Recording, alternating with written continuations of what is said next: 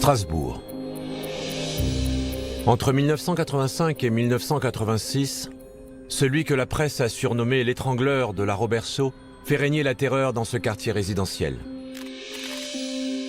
Il s'introduit la nuit dans des appartements au rez-de-chaussée où il étrangle des jeunes filles dans leur sommeil et leur inflige des sévices sexuels. La plus jeune de ses victimes, Marion Villain, a 11 ans. Quelques jours après son viol, le père de l'enfant reçoit un appel anonyme, enregistré par la police. Allô? Est-ce que votre fille va bien, celle que j'ai violée la dernière fois? Comment? Elle va bien, c'est bien remis? Qui est à l'appareil? Devinez, c'est moi qui suis passé la dernière fois. Fin 1986, les crimes du violeur en série s'arrêtent sans aucune explication. Mais il reste introuvable. Des générations de policiers strasbourgeois poursuivent la moindre piste, auditionnant des centaines de témoins et de suspects, en France et à l'étranger, en vain. Le dossier de l'étrangleur de la Roberceau devient le plus vieux cold case de France. 27 ans plus tard, coup de théâtre au service des empreintes de Strasbourg. La seule preuve technique exploitable de tout le dossier était une empreinte palmaire, retrouvée chez une des victimes, Martine Riss, 17 ans, assassinée. Et cette empreinte palmaire a enfin trouvé une correspondance. Celle de Nicolas Charbonnier, 52 ans, vivant près de Bordeaux. Il a seulement été appréhendé en 2011 pour un vol de porte-monnaie dans le casier d'une piscine. Et c'est pour ce petit délit que ses empreintes ont été rentrées dans le fichier national. Père d'une petite fille de 8 ans, divorcé depuis peu, Nicolas Charbonnier ne colle pas au profil du tueur. Sauf qu'il vivait à Strasbourg au moment des faits. Alors, pendant plus de 4 mois, les enquêteurs vont décortiquer la vie de cet ancien militaire, le mettre sur écoute, lui et toute sa famille, et se replonger dans les milliers de pages du dossier de l'étrangleur de la Roberceau. Le 21 janvier 2013, 27 ans après le premier crime, l'équipe du capitaine Ittinger arrive de Strasbourg pour interpeller Nicolas Charbonnier à son domicile, dans la région bordelaise. Pour optimiser le temps de la garde à vue, les policiers de Strasbourg ont délocalisé les auditions au commissariat de Bordeaux. Il est 14h10, la garde à vue de Nicolas Charbonnier commence.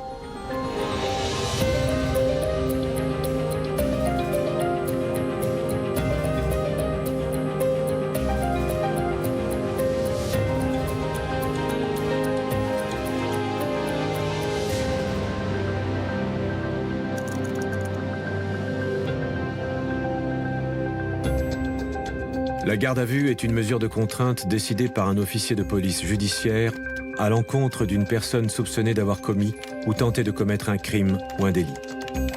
Sa durée est de 48 heures maximum. Cette garde à vue a été reconstituée avec des comédiens d'après les procès-verbaux des auditions.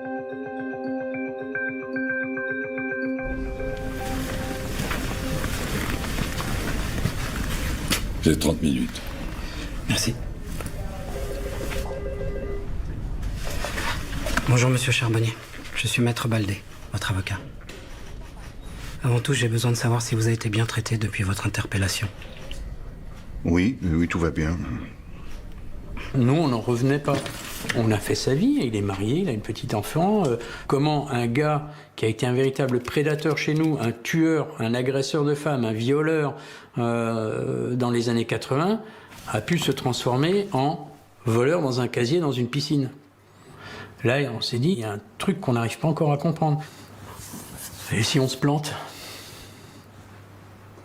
Et si on se plante? On m'informe que vous avez été placé en garde à vue pour meurtre, tentative de meurtre ainsi que viol. Alors, je suis en présence d'une personne absolument calme, qui a l'air serein, qui n'est même pas énervé ou stressé, qui semble croire que tout ça c'est une mauvaise blague, et qui est sûr d'être remis en liberté très rapidement. Donc lui-même, d'emblée, me met en confiance. Mais alors c'est vraiment sérieux cette histoire? Pour meurtre? Oui, on ne peut plus sérieux. Bah, c'est insensé. Est-ce que cela veut dire que vous niez les faits qui vous sont reprochés, monsieur Charbonnier?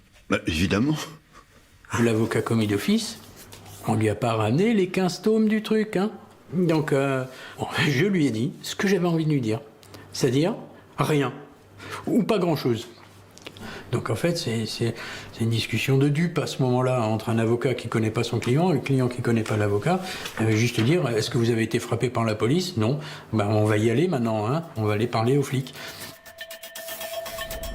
Afin que le regard du suspect ne puisse se raccrocher à rien, le capitaine Ittinger a choisi pour mener la garde à vue un bureau vide.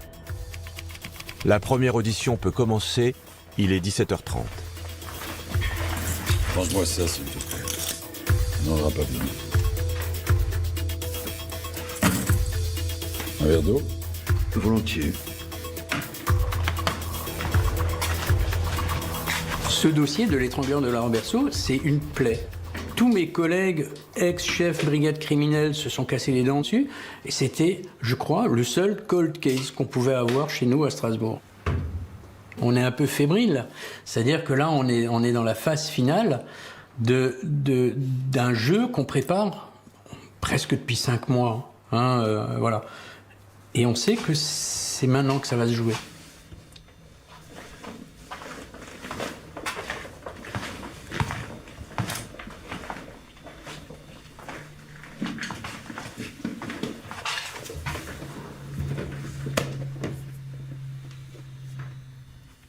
Qu'est-ce que vous attendez de moi, au juste?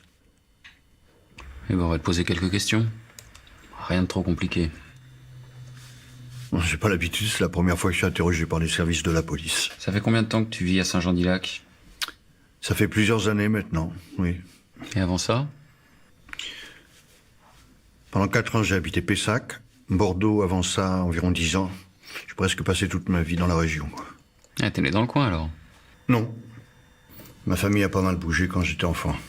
Père militaire, donc vous comprenez. C'est-à-dire? Mon père, il est colonel. Il a fait des missions à l'étranger. Il était très, très diplômé. Mon père aussi était officier supérieur. À l'impression, je sais ce que c'est. Ah non, non, mon père, il aimait aider les autres. Il a été visiteur de prison, écrivain public. Maintenant, il est sur un site pour aider les gens à faire leurs problèmes de maths. Vous voyez les gens. Vous étiez combien à la maison? On était 9 enfants. Ah oui, quand même. Ça devait filer droit. Chez nous, c'était un peu moins rock'n'roll, on était que 7. Nicolas Charbonnier et moi, en fait, on a exactement le même profil. Il a exactement le même âge que moi. Mon père est colonel. Je suis issu d'une famille très nombreuse, catholique, pratiquante. Et on est rentré à l'armée en même temps. Et donc, il y avait peut-être cette forme de respect de l'un envers l'autre. Je dis bien peut-être, hein, parce que peut-être aussi qu'il m'a pris pour un gros con, j'en sais rien. Mais il y avait quand même cette espèce de respect et peut-être de méfiance. Et puis ensuite, moi, je suis parti faire mon service à Ilkirch en octobre 80. Quel jour? Pardon?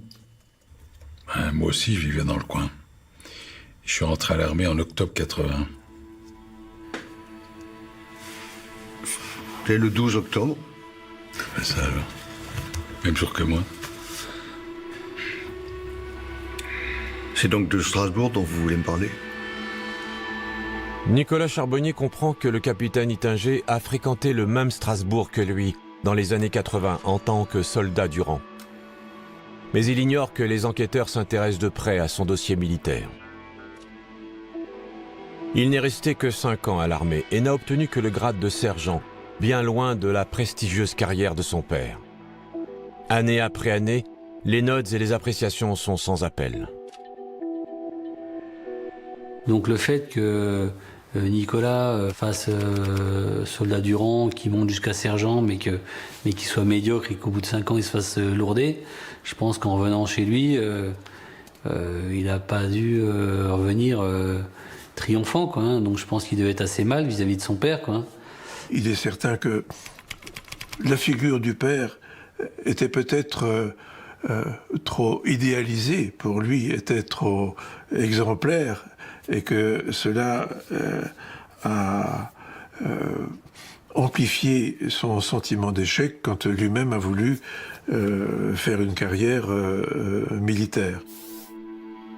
Il est renvoyé de l'armée le 30 septembre 1985. À 23 ans, il retourne vivre chez ses parents à Schiltigheim, près de la Robertsau.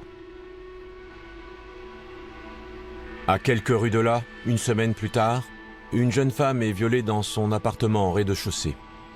L'agresseur tentera aussi de l'étrangler. Nicolas Charbonnier sort de l'armée le 30 septembre. Elle est agressée le 6 octobre. Elle habite à 400 mètres du domicile de Nicolas Charbonnier. Donc je veux dire, pour moi, c'est évident que c'est la première victime de Nicolas Charbonnier. Elle habite au rez-de-chaussée surélevé. On retrouve une cordelette à côté de son matelas. Des tas de choses qui rappellent les autres dossiers. Entre octobre et mars 86, 6 agressions seront attribuées à l'étrangleur de la Robertsau. À chaque fois, on retrouve le même rituel. Les victimes habitent tout au rez-de-chaussée. Il entre en cassant un carreau avec un caillou, les surprend dans leur sommeil, les étrangle dans leur lit avec une cordelette. Il déplace ensuite les corps inanimés dans l'appartement avant de les agresser sexuellement. Martine Riss, elle, a été emmenée dans la cuisine. L'agresseur a pris son temps, allumé les lumières et s'est acharné sur sa victime. Il a cherché un couteau pour couper les bretelles de son soutien-gorge, lui a ôté son bas de pyjama et arraché une touffe de cheveux. Puis il lui a coupé les poils pubiens alors qu'elle agonisait. Il s'est ensuite rendu dans la chambre de sa sœur Patricia, qui s'est réveillée alors qu'il était sur elle pour l'étrangler. Ses hurlements l'ont mise en fuite. On n'a retrouvé aucune trace technique exploitable, hormis l'empreinte palmaire laissée sur la commode de Martine, celle qui a permis l'interpellation de Nicolas Charbonnier. Attendez, ça voulait pas du tout dire à cet instant-là que M. Charbonnier avait pu commettre un crime. Et effectivement, la première réaction que j'ai, c'est de me dire, mais peut-être qu'il connaissait simplement cette victime, qu'il était présent à un moment dans cet appartement, mais absolument pas pour y commettre les crimes décrits. On a une trace, mais si c'est un copain, s'il faisait partie des secours, s'il faisait partie d'une équipe de déménageurs, des gens qui ont ramené des meubles pour les filles, on a tout vérifié. Et au fur et à mesure, on ferme les portes. Donc au fur et à mesure qu'on avance dans les 4 mois, vous arrivez à vous persuader, vous, que ça peut être que lui. C'est vrai qu'on part pas avec grand-chose. On part pas avec grand-chose et c'est vrai que 27 ans après les faits, les témoins ont vieilli, ils ont plus la même mémoire, ils ont plus les mêmes souvenirs qu'à l'époque. Je me souviens pas, c'est des témoignages contradictoires par rapport aux premières auditions parce que les gens se rappellent plus. Et on s'est rendu compte qu'en fait, ça nous desservait. C'est-à-dire que plus on rentrait d'éléments troubles ou non qu'on n'arrivait pas à établir, plus ça profite en fait à la personne qu'on va viser. Et là, j'ai tout de suite dit à Michel, stop, on arrête tout, on va changer notre fusil d'épaule. Et donc petit à petit, on en est rentré à faire des jeux de rôle. Alors, il me parlait comme si j'étais Nicolas Charbonnier. Et j'ai essayé de le contrer. Pas n'importe qui. ah ouais. C'est ce qui se passe. Pendant les 4 mois de préparation de la garde à vue, les 2 policiers ont passé au crible les questions d'ordre professionnel, familial, intime et même sexuel. Ils ont simulé les réponses potentielles de Nicolas Charbonnier afin de rester maître du déroulé des auditions. C'est ce qui se passe à ce moment-là. Quand j'étais jeune, il y a une fille, là, je l'avais tapé dans l'œil. Elle s'appelait comment? Martine, je crois. Ouais, c'est ça, Martine. On a dû se voir 2-3 fois, je dirais, à l'époque dont vous me parlez, là, chez elle. Bon, on n'a pas fait grand-chose. Hein. Je suis un gentleman, vous savez. Puis un jour, plus de nouvelles. Ça s'est terminé comme ça. Eh ben, tu vois, là, ton empreinte palmaire. Mais s'il nous dit ça, il peut te la carrer au cul bien profond, parce qu'on est mort s'il nous dit ça. On s'est assuré qu'il n'était pas connu de l'entourage de Martine Riss. Maintenant, Martine Riss, de ce qu'on savait du dossier, c'était une fille assez discrète, qui faisait ses études à Strasbourg, qui bougeait pas une oreille, etc. Et nous, ce qui était important pour nous, notre stratégie, c'était de faire dire donc à Nicolas Charbonnier qu'il n'avait aucune raison valable d'être dans cet appartement. C'est ce qu'on va faire. On va jouer à l'entonnoir.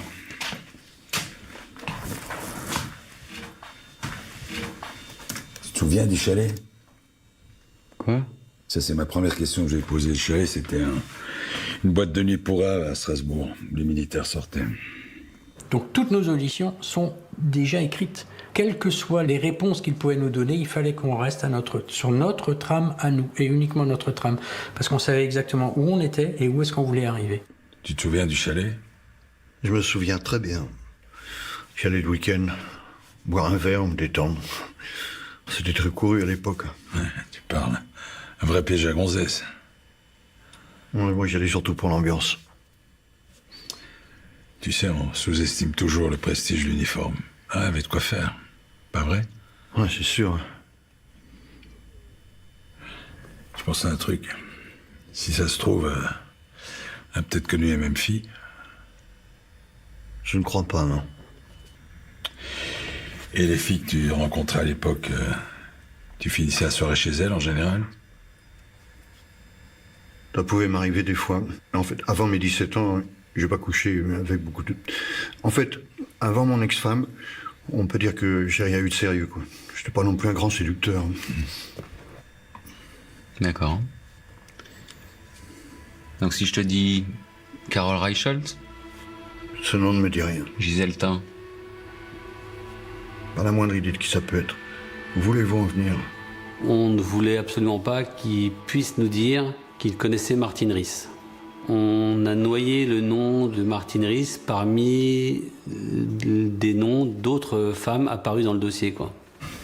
Et une certaine Marion Villain, ça vous dit quelque chose? Ce sont pas des filles que j'ai connues, en tout cas. Martine Riss? Vous cherchez à faire l'historique de mes conquêtes? Vos conquêtes? Donc vous les avez côtoyées? Absolument pas. Judiciairement, c'est pas terminé, quoi. Hein, on peut pas emmener un mec aux assises juste parce qu'il dit je connais pas Martine Riss, quoi. Donc, mais pour moi, mon opinion, elle est faite, quoi. Voilà. Le fait qu'ils ne connaissent pas Martine Riss et qu'il n'ait eu aucune raison valable d'entrer dans cet appartement, voilà, c'est fini, quoi. Tu nous as toujours pas dit quel était ton genre? Parce que j'ai pas de genre particulier. Je voyais des filles de mon âge, comme tout le monde. Parfois un petit peu plus jeunes. 20, 21 ans, 22. Mais jamais des mineurs.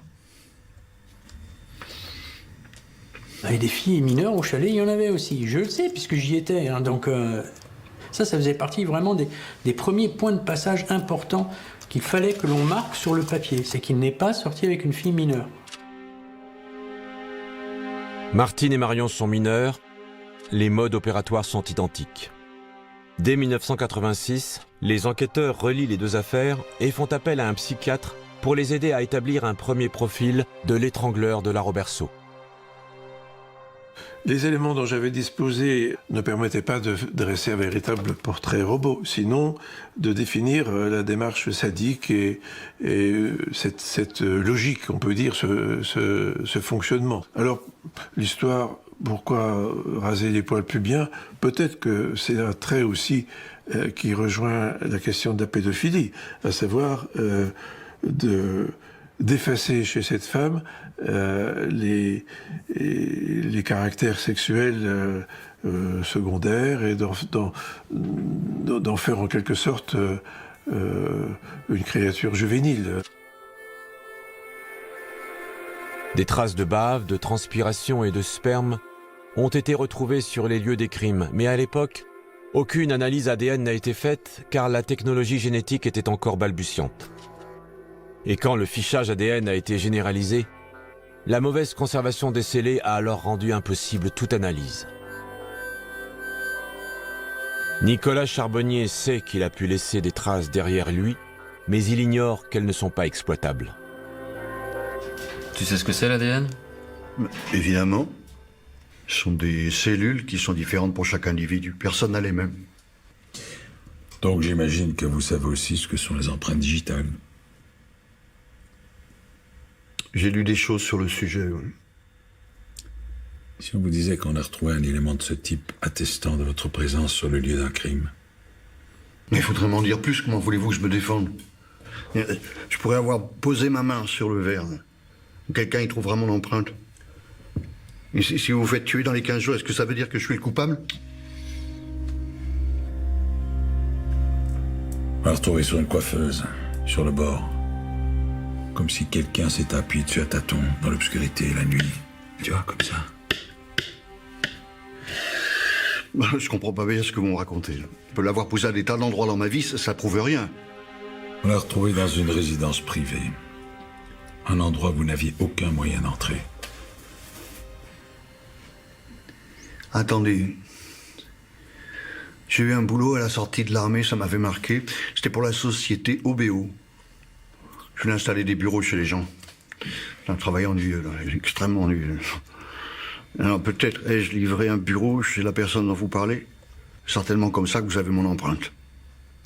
Lors de cette première audition, le fait que les officiers de police judiciaire parlent d'ADN et d'empreintes nous font croire tout de suite à mon client et moi qu'il y a effectivement de l'ADN retrouvé et de l'empreinte digitale retrouvée dans le dossier. Parce que c'est une enquête qui dure depuis 30 ans et nous nous disons tout de suite que les officiers de police ne sont pas venus les mains vides à Bordeaux pour l'interpeller. Commencer par des questions lambda de savez-vous ce que c'est qu'un ADN? On sait ce que ça va provoquer, en tout cas chez la personne qui est en garde à vue, qui va commencer à paniquer. Et bien sûr, côté avocat, on le lit souvent, on constate que c'est une vraie technique d'enquête. On n'a qu'un seul truc, on a que notre trace. Mais lui, il sait pas ce qu'on a. On en a 1, 2, 3, 4, 5 des nouveaux éléments, il sait pas. C'est le coup de poker. Qu'est-ce que ça a à voir avec moi? T'as besoin qu'on te fasse un dessin?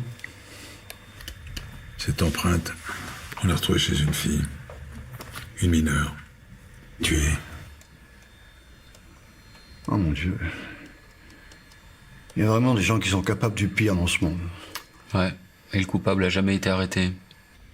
Même si mon empreinte était vraiment chez elle, je vois pas ce que ça a à voir. Je vois pas ce que ça veut dire. J'ai jamais attaqué personne. Je me suis jamais battu, moi, même à l'armée.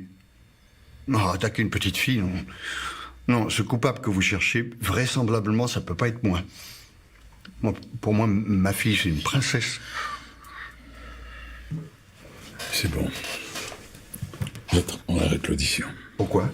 Qu'est-ce qui se passe? Il se passe que tu nous prends pour des abrutis, en fait.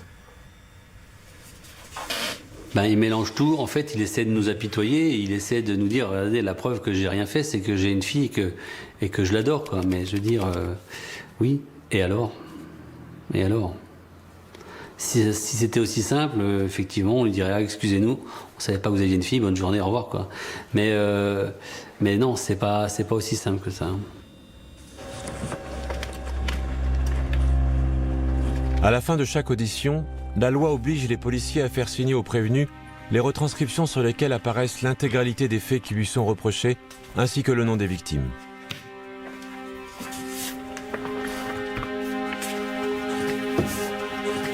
C'est la première fois qu'il voit l'intégralité des noms des victimes. Il voit exactement les incriminations, viol, tentative de meurtre. Donc là, je pense quand même que quelque part, ça fait tilt dans sa tête. Pourquoi est-ce que c'est la première fois qu'il le voit? Parce que c'est la première fois qu'on lui montre. Voilà. Alors oui, c'est pas bien ce qu'on a fait. C'est pas bien. Normalement, quand j'arrive, lorsque je dis toc toc toc à la porte, je lui montre ma carte de flic. Bon, j'ai en général mon brassard, je lui montre ma carte de flic et je lui montre la pièce de justice. Alors je lui ai montré sûrement la pièce de justice, hein, j'insiste sur le sûrement, hein, mais je lui ai pas donné. On lui montre, on lui donne pas. Donc il l'a pas lu. Voilà. Sur la notification de garde à vue, j'avais squeezé, donc celle-là il l'avait lu hein, aussi, hein, mais j'avais squeezé beaucoup de choses. Alors, c'est pas bien. C'est pas faux, mais c'est pas bien. Moralement pas bien, mais c'est pas faux. J'ai pas commis d'erreur de procédure. Pensez bien que tous les avocats ils se sont penchés sur le problème après. Hein. Et Donc j'ai juste joué un petit peu avec le droit. Voilà, c'est tout. À mon avis, les officiers de police ont respecté les textes, même s'ils ont été un peu borderline. Malheureusement, nous n'avons trouvé aucune nullité dans ce qui avait été fait dans ce dossier. J'ai pas dit coucher, j'ai dit fréquenter. Si, c'est ce que t'as dit. Non, j'ai dit fréquenter. Tu veux qu'on réécoute les enregistrements ?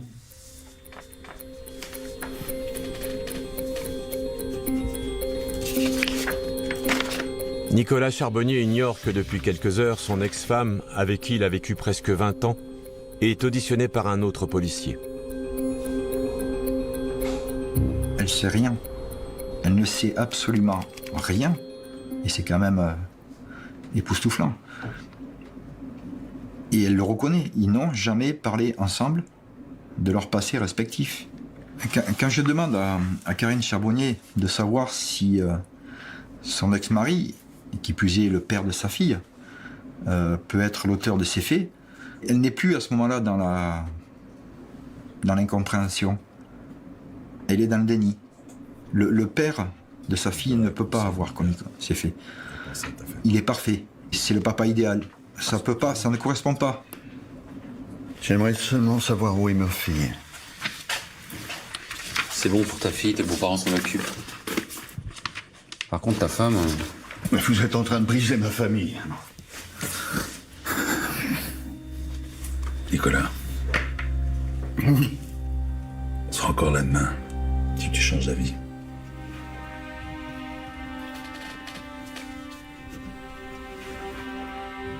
Je peux vous expliquer ce qui s'est passé? Tu appelles ton avocat? Vous croyez que ça va m'aider? Non, finissons-en plus vite. Ça peut être aussi une tactique pour lui. Hein.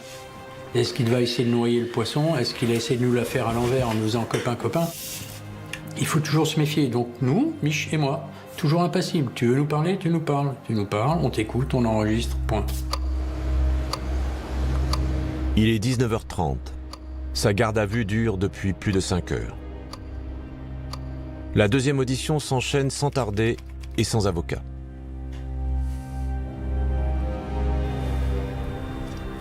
Oh bah allez-y, on vous écoute. Je suis pas fier. C'est pas une histoire que j'ai racontée à qui que ce soit. À l'époque qui vous intéresse, je venais de sortir de l'armée. Je ne savais pas trop quoi faire de ma vie. J'étais un peu désœuvré. Et le chalet, puisque vous en parliez, c'était effectivement un endroit où les militaires se retrouvaient pour draguer, mais pas que. J'ai fait des connexions. J'ai rencontré quelqu'un, on parlait beaucoup, on buvait beaucoup aussi, on a sympathisé. C'est un homme cultivé qui avait un peu d'argent, il était fascinant pour moi. Je n'avais jamais rencontré quelqu'un de pareil. Et travaillait pas vraiment, il était cambrioleur. Wow. Et un jour, il m'a proposé un coup. Et qu'est-ce que vous avez volé? Ben c'est ça le pire, rien. Je cassais un carreau. On rentrait avec mon associé, je restais 1 minute ou 2 maximum. Je m'y prenais comme un manche que j'ai jamais rien rappelé. Je mettais même pas de gants. Il avait réussi à me persuader que c'était pas la peine, étant donné que j'étais pas fiché par la police. Donc quand j'y repense, j'ai honte. Dans notre jargon, on a ce qu'on appelle, nous, le PV chic, c'est le mec qui va vous dire non, j'ai rien à voir là-dedans. Ah non, moi, non, c'est pas possible. Ça, c'est le premier, c'est le PV chic. Le deuxième, c'est vous avez pas tort, mais c'est pas moi, c'est mon pote. Donc le mentor, hein. C'est lui. Et c'est lui qui m'a tout fait faire. Hein. J'ai pas voulu le faire, mais c'est à cause de lui que je l'ai fait. Et ça, c'est vraiment un schéma classique. Donc ce gars, il faut le laisser parler. Parce que tout ce qu'il va vous raconter, c'est en fait sa vie qu'il fait endosser à quelqu'un d'autre. Et donc c'est vous qui cassiez les carreaux? Bah, des fois oui, des fois non. On prenait une pierre qu'on trouvait par terre, et puis on visait une fenêtre au rez-de-chaussée. Il disait que c'était plus facile que la porte. Le fait qu'il nous dise j'ai fait des cambriolages, j'ai utilisé des cailloux pour casser les fenêtres et on volait ce qui avait de valeur, etc. Je veux dire, c'est le mode opératoire très précis de cette affaire, quoi. Lors de cette deuxième audition, les policiers ne laissent pas le temps à Nicolas Charbonnier de dérouler sa stratégie. Ils interrompent l'audition au bout d'une demi-heure et le ramènent en cellule. La journée est loin d'être finie pour les policiers. Ils informent la juge et les enquêteurs restés à Strasbourg de l'avancée des auditions. D'abord, on a tout repris à zéro, de nouveau, avec Michel. On a refait le point avec la juge, à dire voilà, on l'a déjà positionné, il est là, il a volé, il l'a pas lu. C'est pour lui, c'est sur une scène de crime, et il reconnaît avoir commis des vols. Je te laisse. À demain. Elle est déjà très satisfaite, parce que personne, jusqu'à présent, n'avait réussi à aller aussi loin. Aucun. C'est inespéré ce qu'on était en train de réaliser.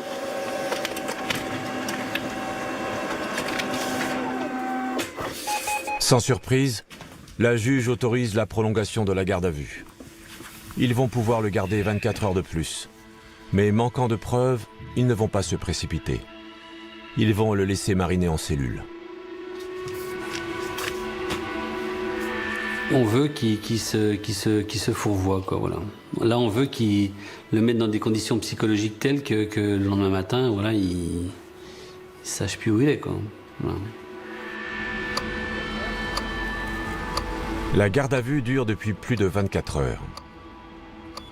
L'avocat de Nicolas Charbonnier est appelé pour s'entretenir avec son client juste avant la troisième audition.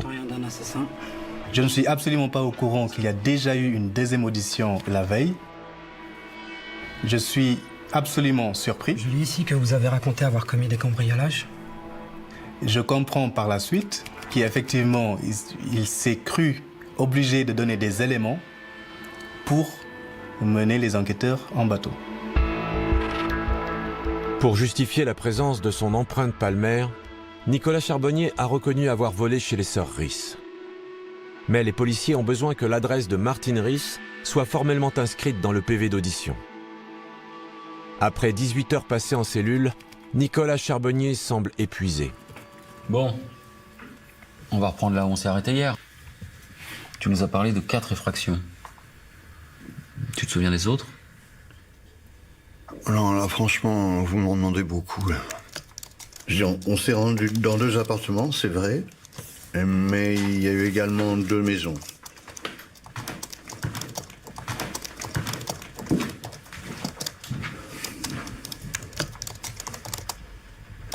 Quand j'ai quelque chose à lui dire ou quand j'ai un point particulier, je lui envoie un SMS, il le lit discrètement. Il ne faut pas couper le fil entre le mis en cause et l'interlocuteur. Jamais.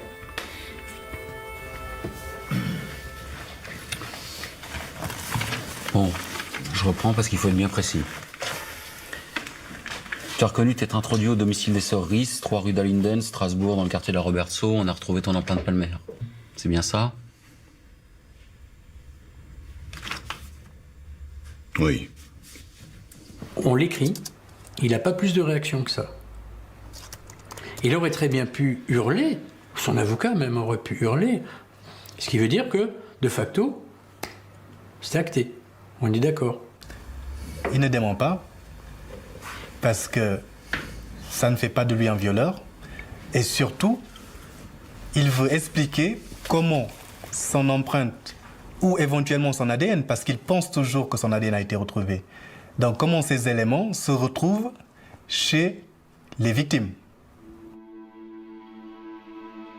Nicolas Charbonnier a admis avoir cassé le carreau pour s'introduire chez les sœurs Ries pour cambrioler. Or, le carreau a été cassé 3 jours avant le crime. Rien n'a été volé. Les sœurs Ries remarquent cependant qu'il manque un trousseau de clés, mais elles croient que leurs parents les ont récupérées. Michel Thomas en déduit que cela s'est passé en 2 temps et qu'il y a donc eu préméditation. Tu nous as parlé de ton complice, disons qu'on va l'appeler Monsieur X. Comment est-ce que vous procédiez? J'ai trouvé un double des clés accroché à un clou. J'ai ouvert la porte pour qu'il entre. Et tu sais ce qu'elles ont fait, les sœurs Ries, quand elles ont vu que leur carreau avait été cassé? Elles ont cru un cambriolage? Non, pas du tout. Rien n'avait été déplacé chez elles. C'est bizarre pour un cambriolage, tu trouves pas? C'est vous les experts. Aucun voleur au monde n'entre sans mettre à sac les endroits qu'il cambriole, c'est la base. Être discret, ils en ont rien à foutre. Hein? Mais là, on a quelqu'un qui s'est introduit chez les sœurs Rhys, a pris un double des clés, pour revenir plus tard. Pour moi, c'est déterminant, quoi. Voilà. Pour moi, c'est déterminant. C'est la preuve que le mec qui est rentré dans l'appartement cassant une fenêtre avec un caillou, c'était pas un cambrioleur.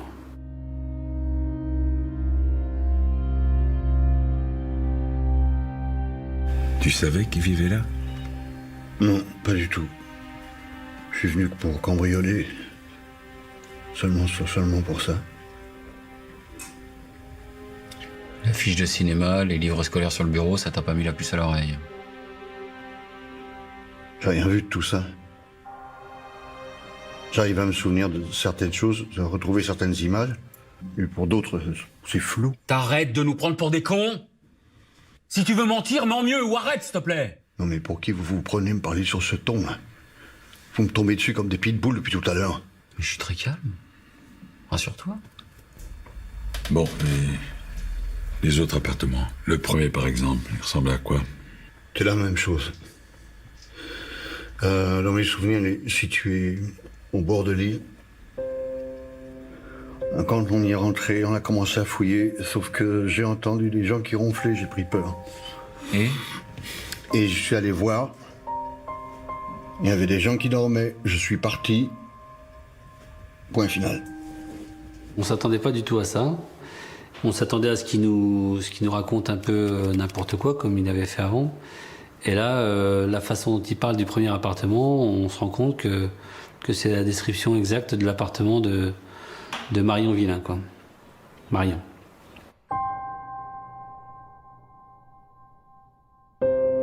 Marion est la plus jeune des victimes de l'étrangleur de la Roberceau. Toute sa famille dormait quand il est entré dans la maison et l'a étranglée dans son lit. Il a pris son temps, allumé la lumière, déplacé son corps dans le couloir, et c'est là qu'il l'a violée. Puis, la laissant pour morte, il a quitté les lieux par la porte. C'est un prédateur, hein. Il y a une certaine forme d'excitation. Il se prend quelque part pour un surhomme, que rien ne pouvait l'arrêter, qu'il en avait déjà fait, il en fera d'autres. C'est pas parce que quelqu'un dort à côté que... Et quelque part, ça devait même lui procurer du plaisir. Une des victimes avait 10 ans. Cela ajoute à son plaisir de s'attaquer à quelqu'un qui est l'incarnation d'une certaine innocence, d'une certaine vulnérabilité. Le plaisir du pédophile est là, c'est de s'en prendre à des êtres qui ne savent même pas ce que c'est que la sexualité, ou du moins qui n'ont qu'une expérience, qui ne peuvent, je dirais, sont totalement sans défense par rapport à une agression de type sexuel. La petite dont vous parlez, elle a eu des séquelles? Mis à part sa vie foutue en l'air? Je crois pas, non. Je parle de séquelles physiques. Eh ben, il lui est arrivé ce qui est arrivé à Martine Rhys. Marion a été retrouvée dans le couloir, allongée. Il y avait du sang entre ses jambes. Cette ordure revenait après nos effractions pour faire ses horreurs. C'est vraiment Kaiser Soze, le type, hein. Il t'entraîne dans ses coups, seulement parce qu'il a décidé de violer et d'assassiner de jeunes filles. Non, vous pouvez vous arrêter une seconde? Vous êtes exaspérant à la fin. Mais c'est ce que je vous ai expliqué à l'instant. Ouais, oui. Tout le monde dormait quand je suis parti. J'ai touché à aucun enfant. Oui, c'est pas très déontologique, mais voilà, c'est... On se fout un peu de sa gueule, quoi, parce que bon, voilà, à un moment donné, c'est bon, quoi. C'est pour ça qu'on lui parle de Kaiser Soze. C'est abracadabrantesque, son histoire, à un moment donné. Hein. Voilà. Monsieur Charbonnier. Au revoir. Messieurs.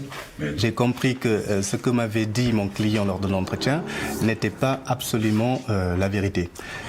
À ce moment-là, si j'avais pu m'entretenir une seconde fois avec lui, je pense que notre entretien n'aurait pas du tout été le même. Il se trouve que la loi interdit à l'avocat d'avoir 2 entretiens dans les 24 heures. le peu d'accès au dossier, c'est un vrai problème de droit de la défense. Voilà, on a une inégalité des armes qui pose évidemment problème à tous les avocats qui font un peu de la défense pénale. Voilà, moi j'ai un avis assez tranché sur la présence d'avocats en garde à vue. Hein. C'est pour pas qu'ils crèvent de faim, quoi, tous. Voilà, c'est tout. Mais ils ne servent à rien. En garde à vue, ils servent à rien. La troisième audition vient de se terminer. Il est 17h15. La garde à vue de Nicolas Charbonnier dure depuis 27 heures. Le capitaine Ittinger lui a permis de voir son ex-femme pendant quelques minutes pour qu'elle lui porte des vêtements propres. Alors qu'il s'apprête à le descendre en cellule, Nicolas Charbonnier lui fait une confession inattendue. Vous devez me prendre pour un monstre après ce que j'ai fait.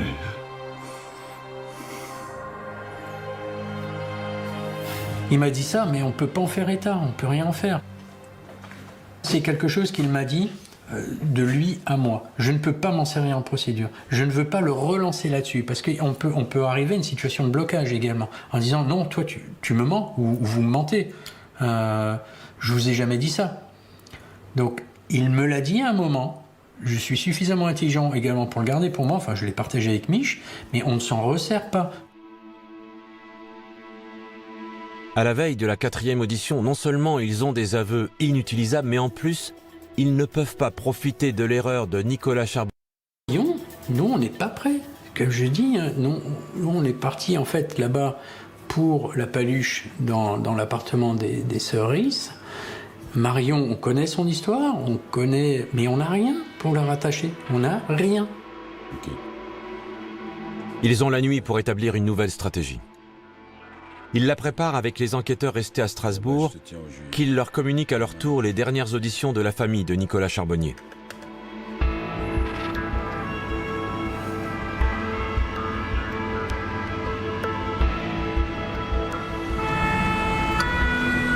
Le lendemain matin, Nicolas Charbonnier est sorti de sa cellule. Il est 9h15.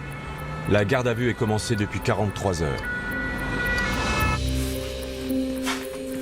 Il ignore que toute sa famille est auditionnée au DCPJ de Strasbourg depuis 2 jours et surtout qu'elle est sur écoute depuis 4 mois. Dans cette 4e et dernière audition, Philippe Ittinger va chercher à le déstabiliser en abattant ses dernières cartes.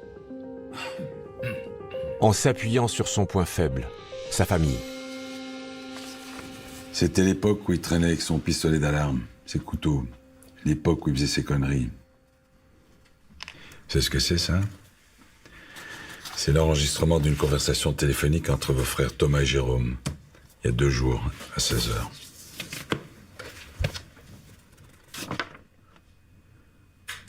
Non mais c'était mes couteaux de l'armée, je me trimballais pas avec.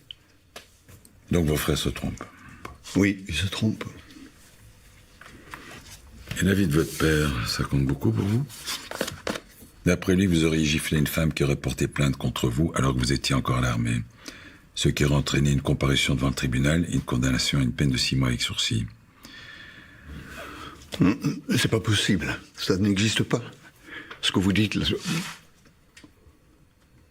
Mes frères, mon père, qui disent que j'aurais frappé une femme, comme quoi j'aurais été violent avec elle.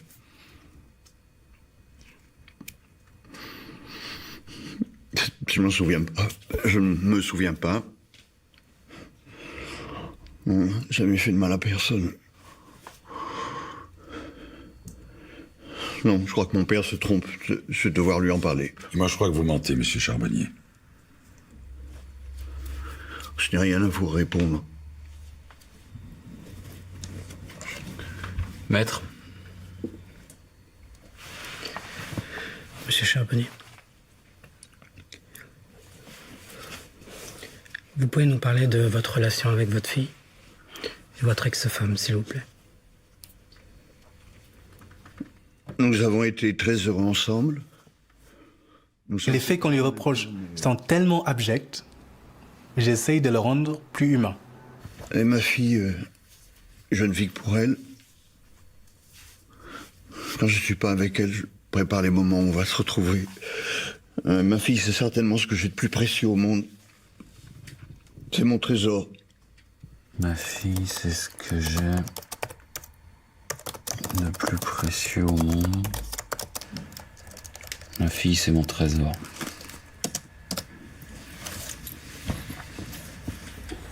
Bon, la question, bien sûr, s'est posée, qu'est-ce qui s'est passé chez Charbonnier pour qu'il, je dirais, abandonne, si on peut dire, sa carrière de meurtrier pour mener une vie de famille, soi-disant modèle.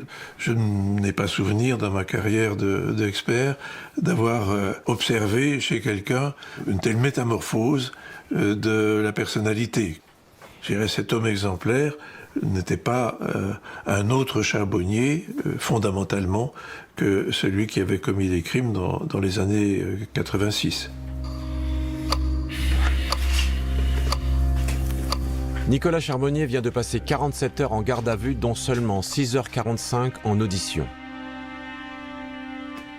Les policiers n'ont pas obtenu ses aveux, mais il s'est positionné sur 2 scènes de crime. Cela permet à la juge de le déférer à Strasbourg. Cette information fuite immédiatement dans la presse. Une demi-heure plus tard, alors que les policiers s'apprêtent à le transférer à Strasbourg, France 3 ouvre le JT avec ce scoop. Sur France 3 Alsace, c'est les titres de l'actualité régionale. Milieu des années 80 à Strasbourg, l'étrangleur de la Robertsau sème la terreur. 27 ans après les faits, un homme vient d'être arrêté dans la région de Bordeaux. Habituellement, j'aime pas du tout ça. Donc colère dans un premier temps, énervement. Je dis qu'est-ce que c'est que ce merdier? Pourquoi? Ils n'avaient pas à le faire. Et puis finalement, voilà, le bon alignement de planète. 27 ans après les faits, un suspect a été interpellé dans l'affaire dite de l'étrangleur de la... Les journalistes vont même jusqu'à rediffuser un extrait du journal de l'époque. On pouvait y entendre la conversation téléphonique de l'étrangleur de la Robertsau avec le père de la petite Marion. Allô? Allô? Est-ce que votre fille va bien, celle que j'ai violée la dernière fois? Effectivement, j'ai reconnu la voix de Monsieur Charbonnier, oui. Elle va bien, c'est bien remis? Qui est à l'appareil? Bah devinez, c'est moi qui suis passé la dernière fois. Quel jour? Dans la nuit. Quel jour c'était? Oh, je me rappelle plus. Ça glace le sang un peu. C'est effrayant. C'est pervers. Comment vous appelez-vous? Ah, Zéro. Vous habitez à Strasbourg? Pardon?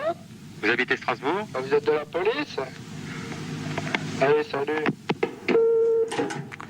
Et là, il se passe quoi? Sur les écoutes, on a le père, la mère, le sœur, frère, tac, tac, ils s'appellent les uns les autres, là. T'as entendu? Oui. Ben, c'est la voix de Nicolas. Tout le monde, sa mère, ses frères, ses sœurs, enfin tous étaient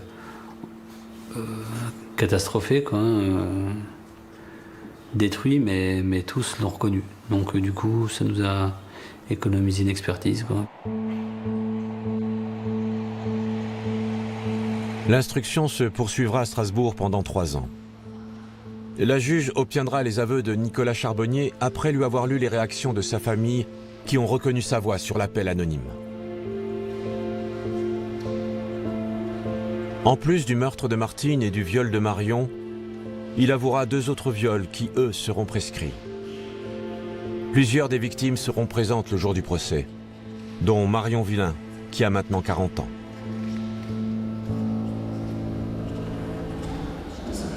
Depuis, on est amis. Je sais que voilà, elle est vraiment contente qu'on ait sorti le dossier. Ça lui a fait beaucoup de bien.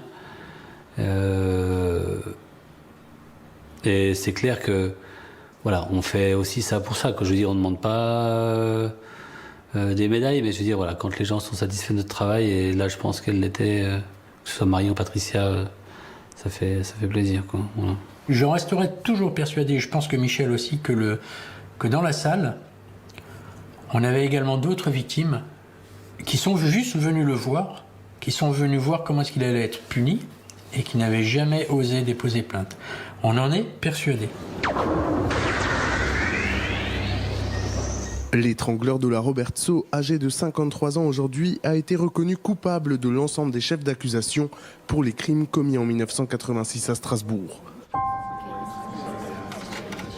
Nicolas Charbonnier sera condamné à perpétuité, dont 20 ans de sûreté, pour faits de viol et tentative de meurtre sur mineurs de moins de 15 ans, emploi de torture ou d'actes de barbarie pour l'exécution d'un meurtre sur mineur de plus de 15 ans. Il ne fera pas appel. Un verre d'eau ? Volontiers. Très sincèrement, s'il refusait de parler, on avait perdu. Donc c'est à nous de savoir jouer avec la procédure. Alors bien sûr, l'avocat va crier au scandale, mais à partir du moment où vous avez découvert un meurtrier, il faut déjà avoir les couilles sérieusement bien attachées pour aller dire que les flics, ils ont mal fait leur boulot, quoi. Et je pense qu'avec Charbonnier, qui était vraiment un cas particulier, parce que nous, on nous a demandé de travailler avec la législation moderne sur un cold case. Eh bien, il faut s'adapter. Il faut s'adapter, il faut trouver une véritable stratégie, il faut être rusé, et il faut aller au bout de son idée.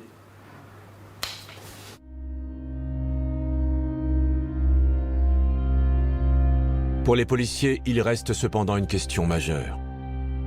Pourquoi aucun crime portant la signature de Nicolas Charbonnier n'a été signalé depuis 1986, ni en France, ni à l'étranger? Pour les experts psychiatres, il est pourtant invraisemblable qu'un tueur et violeur en série cesse ses activités du jour au lendemain. Nicolas Charbonnier reste une énigme. Aujourd'hui, on sait enfin qui est l'étrangleur de la Roberceau. Mais on ne sait toujours pas qui est Nicolas Charbonnier. Voilà les seules explications qu'il a livrées lors du procès. Vous savez, il y a le bien, il y a le mal. À une période, il y a le mal qui est sorti, et depuis, il n'est plus jamais ressorti.